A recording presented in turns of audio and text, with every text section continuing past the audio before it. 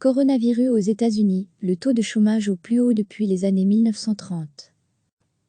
L'économie américaine a détruit 20,5 millions d'emplois au mois d'avril, du jamais vu en si peu de temps, et le taux de chômage a bondi à 14,7%, au plus haut depuis les années 1930, selon les données du département du travail publiées vendredi. Cette hausse, la plus élevée depuis la création de ces données en 1948, est due à la mise à l'arrêt brutal de l'économie face au Covid-19. L'emploi a fortement chuté dans tous les principaux secteurs, avec des pertes d'emplois particulièrement importantes dans les loisirs et l'hôtellerie, précise le département du travail dans un communiqué. Le nombre de personnes sans emploi est passé de 15,9 millions à 23,1 millions. Par ailleurs, le nombre de personnes qui occupent un emploi à temps partiel pour des raisons économiques a presque doublé et atteint 10,9 millions. Le taux de chômage de mars était de 4,4%. Au cœur de la crise financière de 2009, le taux de chômage avait été, au plus haut, de 10,1%. Les chiffres catastrophiques de l'emploi au mois d'avril étaient attendus et sont sans surprise, a réagi dans la foulée le président américain Donald Trump. C'était tout à fait attendu et sans surprise, a déclaré M. Trump sur la chaîne Fox News.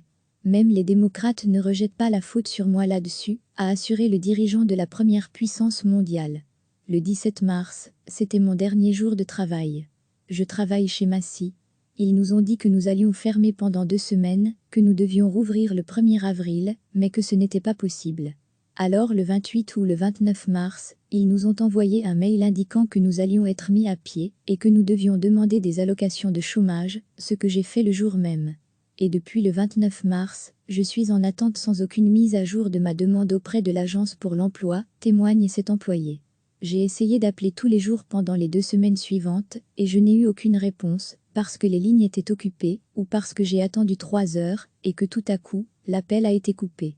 C'était très frustrant d'appeler, sans pouvoir obtenir la moindre information ou réponse de l'agence de chômage, se désole-t-elle. Recevez chaque matin l'essentiel de l'actualité. L'économie américaine a détruit 20,5 millions d'emplois au mois d'avril, du jamais vu en si peu de temps, et le taux de chômage a bondi à 14,7%, au plus haut depuis les années 1930, selon les données du département du travail publiées vendredi. Cette hausse, la plus élevée depuis la création de ces données en 1948, est due à la mise à l'arrêt brutal de l'économie face au Covid-19. L'emploi a fortement chuté dans tous les principaux secteurs, avec des pertes d'emplois particulièrement importantes dans les loisirs et l'hôtellerie, précise le département du travail dans un communiqué. Le nombre de personnes sans emploi est passé de 15,9 millions à 23,1 millions. Par ailleurs, le nombre de personnes qui occupent un emploi à temps partiel pour des raisons économiques a presque doublé et atteint 10,9 millions. Le taux de chômage de mars était de 4,4%. Au cœur de la crise financière de 2009, le taux de chômage avait été, au plus haut, de 10,1%. Les chiffres catastrophiques de l'emploi au mois d'avril étaient attendus et sont sans surprise, a réagi dans la foulée le président américain Donald Trump. C'était tout à fait attendu et sans surprise, a déclaré M. Trump sur la chaîne Fox News. Même les démocrates ne rejettent pas la faute sur moi là-dessus, a assuré le dirigeant de la première puissance mondiale. Le 17 mars, c'était mon dernier jour de travail. Je travaille chez Massy. Ils nous ont dit que nous allions fermer pendant 2 semaines, que nous devions rouvrir le 1er avril, mais que ce n'était pas possible.